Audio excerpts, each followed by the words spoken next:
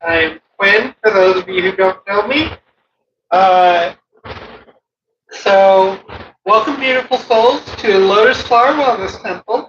Today we gather in community to pause from the movement of life and reconnect with the deeper awareness within us. Here at Lotus Flower Wellness Temple, we explore mindfulness, breathwork, meditation, energy awareness, and conscious living.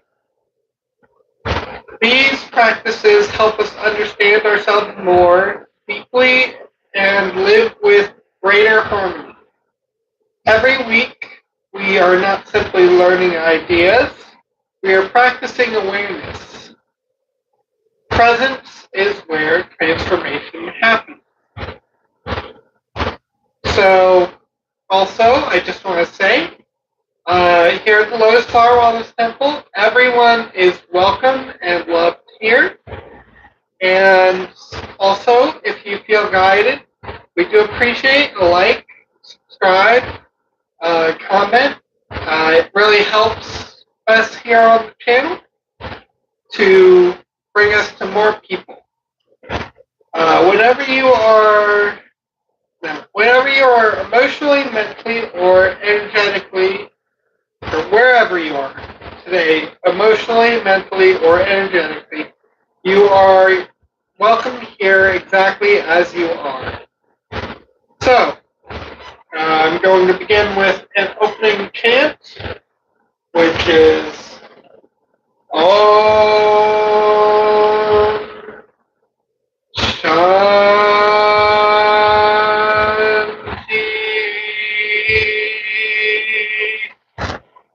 Om.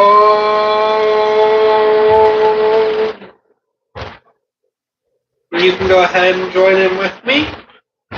Om Shanti.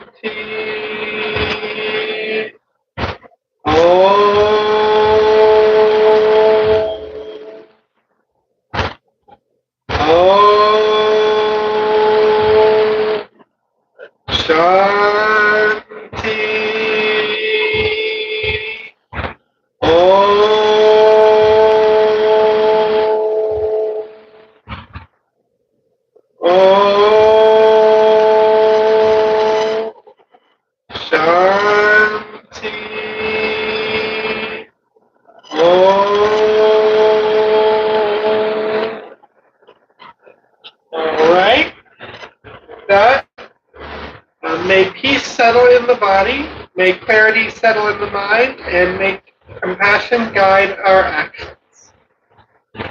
So, today's teaching is mindfulness in daily life. Mindfulness is often misunderstood. Excuse me.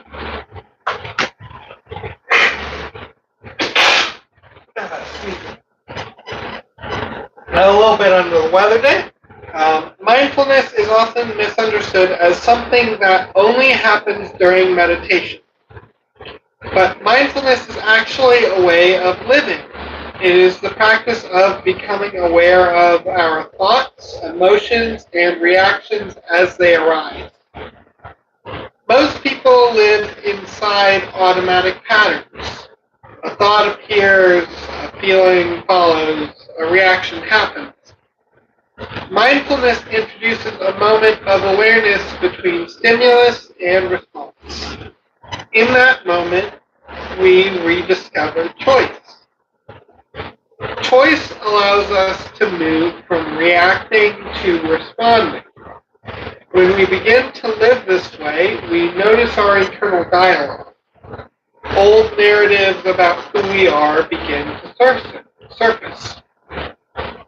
But those narratives are patterns, and patterns can change.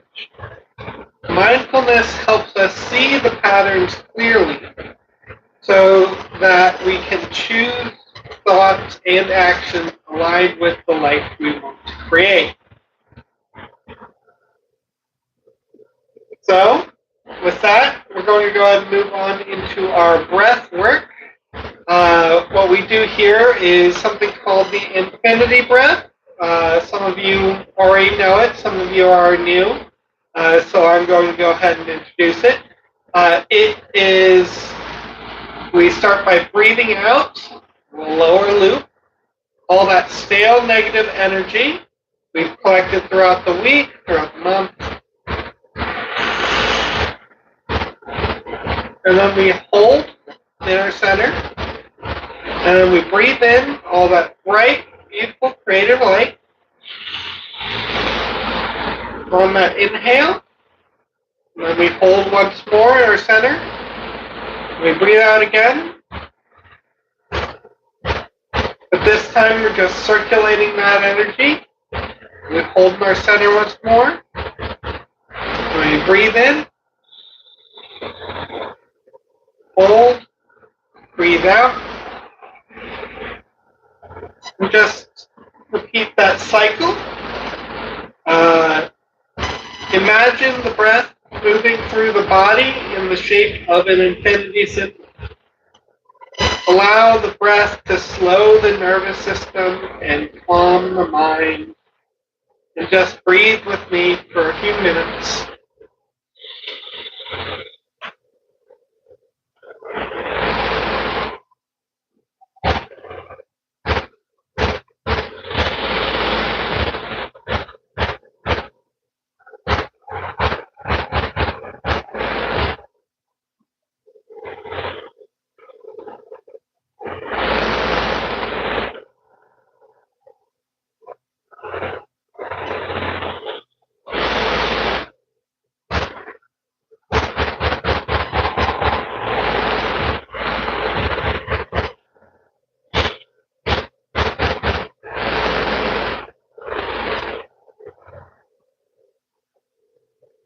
We'll go ahead and move into our meditation, which is about awareness. Close the eyes gently, so you can go ahead and close your eyes or leave them half-lidded. Bring awareness to the natural rhythm of your breath.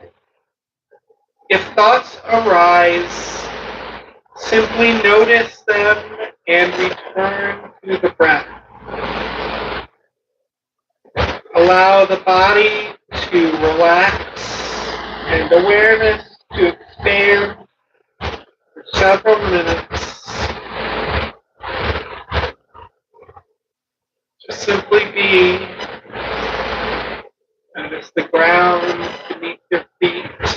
Notice the wind around you. Notice everything that you're feeling in this moment. Just be present here and now, and let any thoughts, any emotions, anything just wash over you and move on. Just recognize it as a thought, as an emotion, as a feeling that you are having. Be present in this current moment. Slowly, when you're ready, come back. Let your eyes drift open. And Miguel here is going to do our Reiki healing of the mind for today. So, yeah.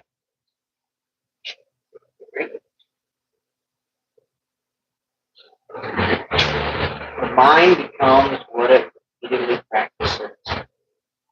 Focus on worry, we strengthen worry. Practice gratitude, we strengthen gratitude. Choose one empowering thought to practice this week. Return to that thought often and allow it to shape your mental pathway. When we focus on worry, we strengthen worry. When we practice gratitude, we strengthen gratitude. So yeah, just like Miguel said there, what we focus on, we strengthen. So it's important to focus on the things that we want to strengthen in our lives.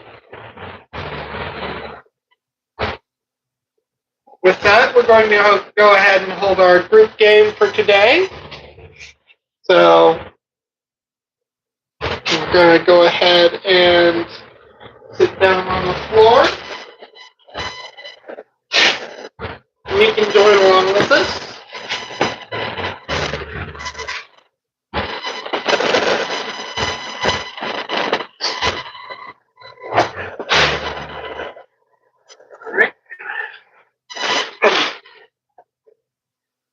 So today's group game is about mirroring awareness. So one person shares something they have noticed about their thoughts or emotions throughout the week, and the other listens without interrupting. Okay? So is there something that you've noticed about your emotions throughout this, or your thoughts throughout this week?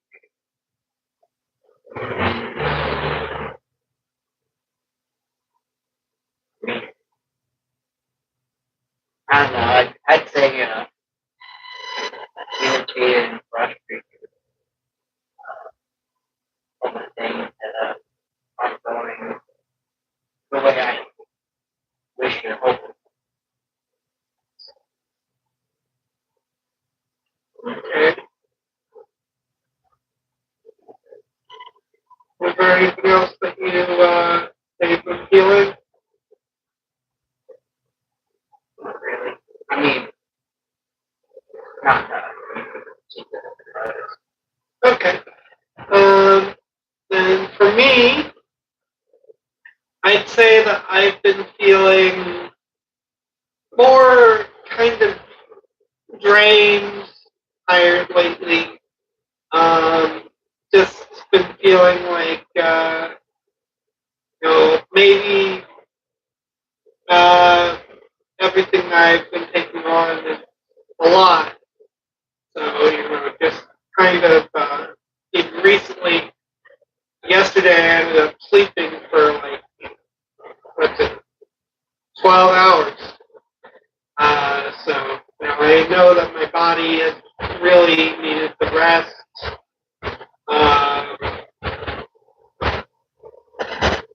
But yeah, that's sort of how I've been feeling lately. And, maybe part of it is like just me feeling allergies or whatever, but like, I just feel like I've been a bit drained.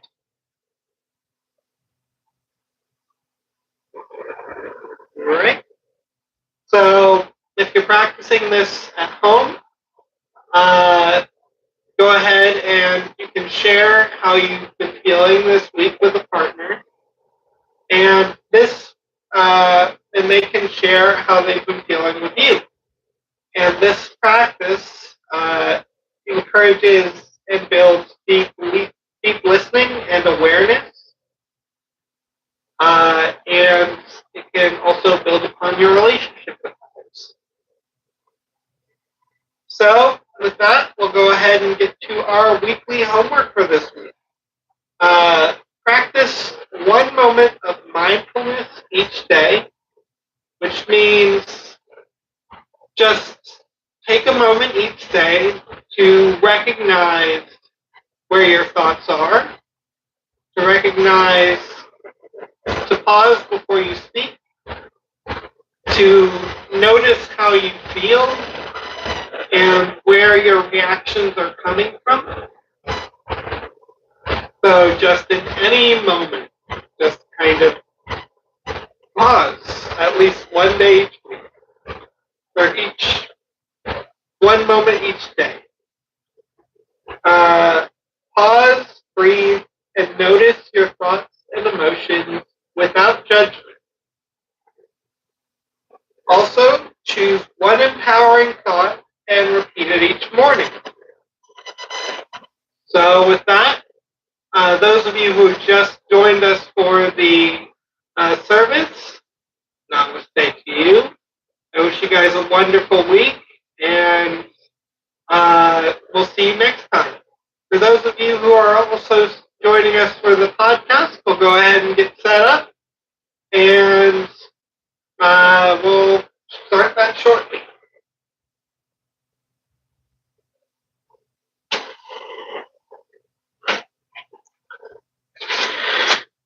All right.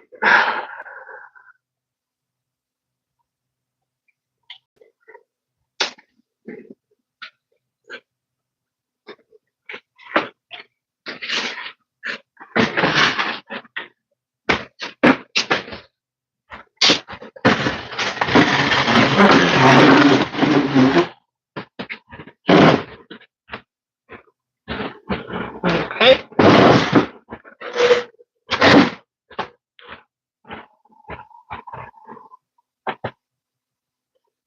There we go. This is our podcast, our discussion podcast about the service called Harmony for Humanity. My name is Quinn. Miguel. And today we are talking about this mindfulness. Oh, shoot. Let me adjust the camera. All right. We're talking about mindful living and thought integration in our daily lives.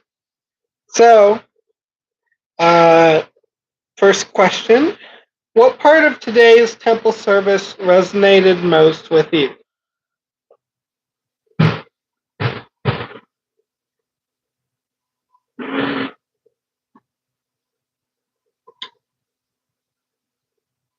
You want to go first? Okay. Well, I do have moments where like I have to stop. I have to pause and recognize where my thoughts are coming from, where my emotions are coming from.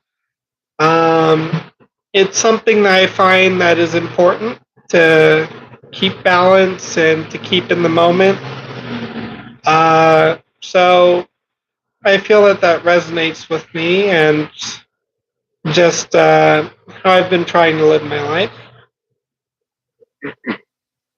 Well, we can choose to think or we can choose to feel.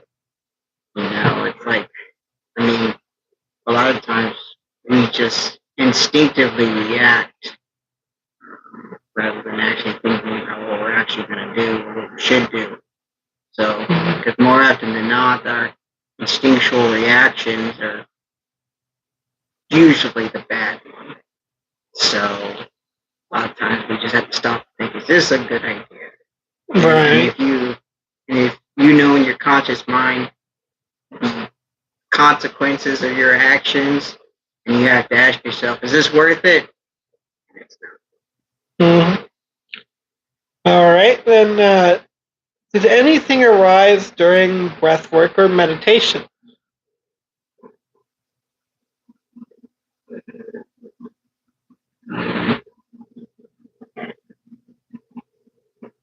Not particular for me, at least.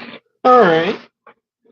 Well, I find that it personally it brings me grounding and peace. What patterns of thinking do you notice most often?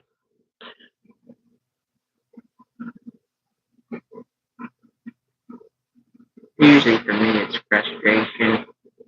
Mm-hmm. It's kind of irritating whenever I'm trying to do things, or I have certain plans, or I have certain hopes and wishes, and then it just doesn't go the way I hope, the way I expect.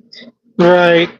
Like there's a certain way, there's certain goals that you have, there's certain ideas about how you think that things should be, and then they don't end up going the way that you want them to. It can be frustrating.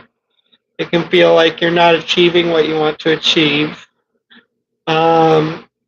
it can be hard to kind of trust that, even if things don't appear to be working out, they ultimately, in the long run, they're working out.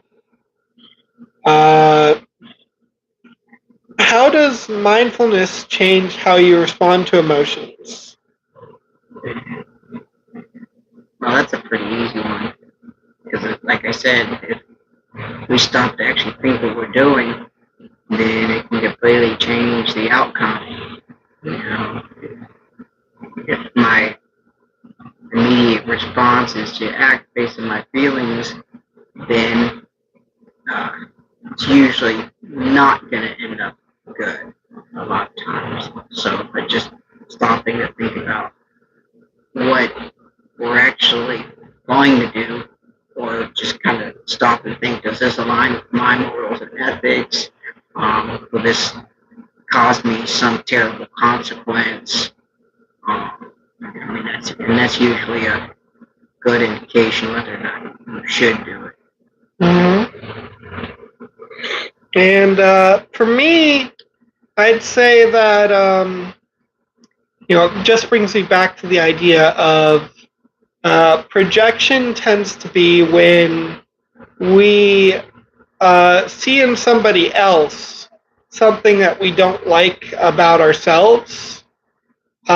But when we are mindful, we can catch ourselves when we are acting in a way that doesn't align with us. The thing that we project onto others can often be a hint at something that we often portray. Um, like my mom has a roommate that often complains about how she's always complaining, or she's always, uh, always getting on a case or something like that. And this roommate often does the same thing. They often do complain. They often do argue, and I feel like that's very much like a projection that they're pushing onto my mother. So, like, with mindfulness, like maybe they could stop in a moment when they're being complaining, or they're being negative, or they're being like, just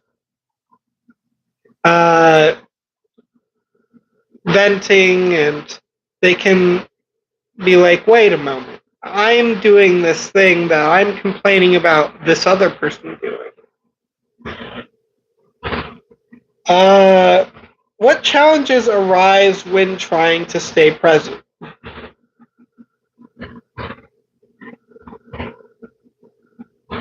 Well, I would say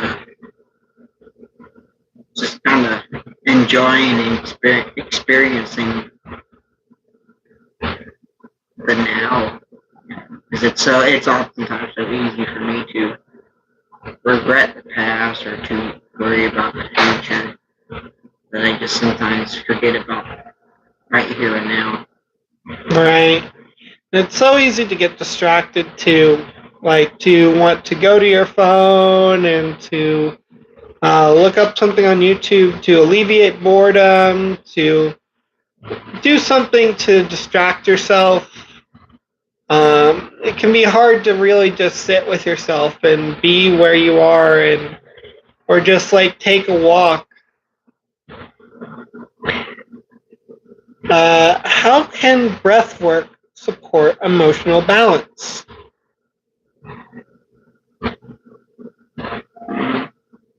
Well, it's certainly, medically speaking, helps calm us down and helps us to reduce stress and blood pressure. So, at a minimum, it's going to help me deal with my bad anxiety that I struggle with every day. All right. Yeah, I'd agree with that. What role does awareness play in changing habits? Well, if you're not aware of what you're doing is wrong, then how can you fix it? Like you have to realize sometimes it takes outside perspective for someone to point out, hey, you're doing this thing that's harming you or harming somebody else, or you're not doing it the right way. Let me show you. And part of that is teaching. When we teach someone, then we become aware. And then once we become aware, we can be mindful of when we're not doing things the right way. Right. I find like with habits, like sometimes you're not even aware of a habit before someone mentions it to you. That like, oh wait, I do that all the time, don't I? And I think the important thing is not all of our habits really align with who we are. A lot of them tend to align with like our programming and just how we've grown up, how we've come to understand certain things. The way that we believe that the world works or should work. Um, but yeah, so what small mindfulness practice could help someone, or could someone begin today?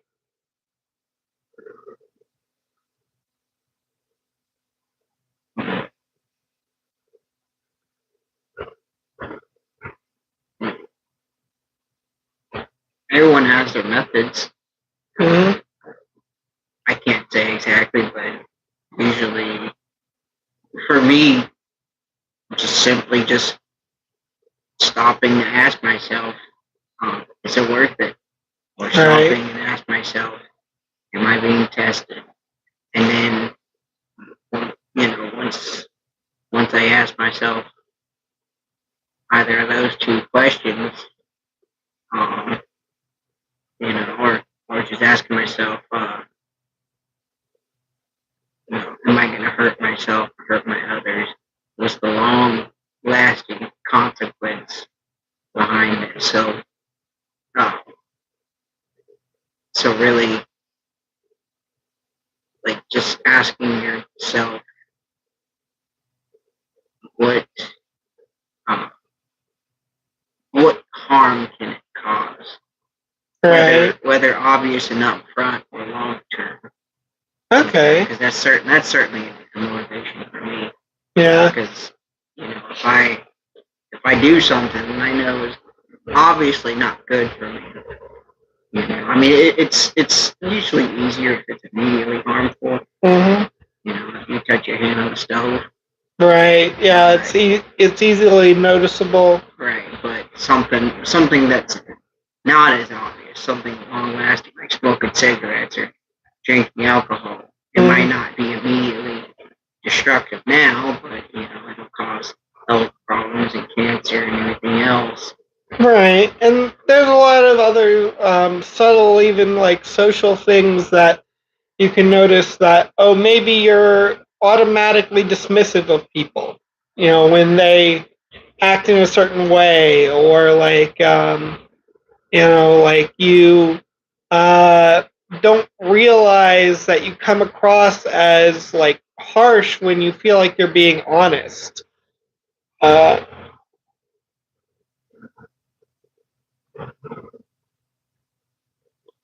yeah. But yeah, like it's definitely something that we can do to just pause and to reflect on how we're feeling in a moment, or like just what it is that will be the outcome of our actions. Or if we're perpetuating a habit that we don't want to continue to be a part of our lives. What helps you remember to pause instead of react? Well, just like I said, the reminder of harm. I mean, because sometimes the things we do for instant gratification. Right. I try not to let that be my motivating factor, because my personal experience is that 80% of the time, if there's instant gratification, there's probably something really bad on the back end that I don't want. So, I just try to be mindful of that, to not let my immediate gratification take hold, and just be aware of the long-lasting consequences behind it. All right. Yeah, for me, what tends to remind me to pause, I think it's just when I recognize a pattern. When I notice, that's me doing this again. Because I don't always catch it. Like there's a lot of moments where I don't remember to pause. But when I recognize the pattern, where I'm like, oh, this is happening again, then I tend to pause, and I'm like, you know what do I want to replace that pattern with? So what does harmony within yourself look like?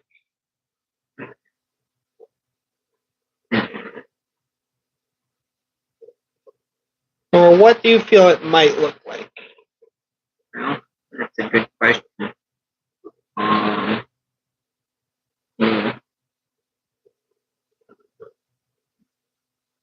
Honestly, I'm not really sure how quite to answer that, because can we truly obtain harmony? I feel like one form of that can take is, a lot of people tend to enter like a flow state. Like they're just naturally going about their day, and they're in flow with everything. They feel aligned. They feel that all is right with like themselves, even if not all is right with the world. Everything is right with them. Or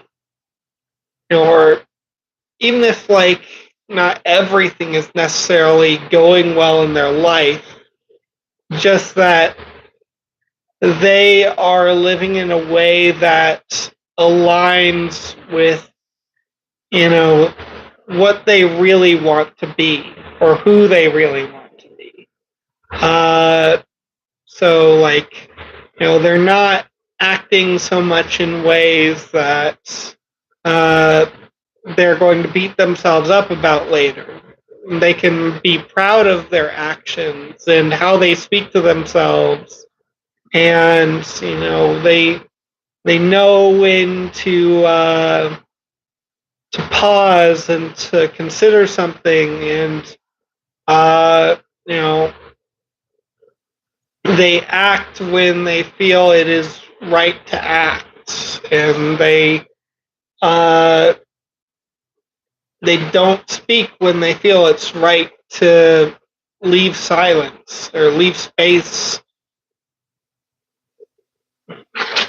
I feel like that's kind of what it feels like to be in harmony with yourself, personally. All right. Is there anything else that you want to add, Miguel? No, I think that's it. All right. Well, thank you for joining us for our podcast, Harmony for Humanity. Namaste to you. You guys have a wonderful week. We'll see you next time.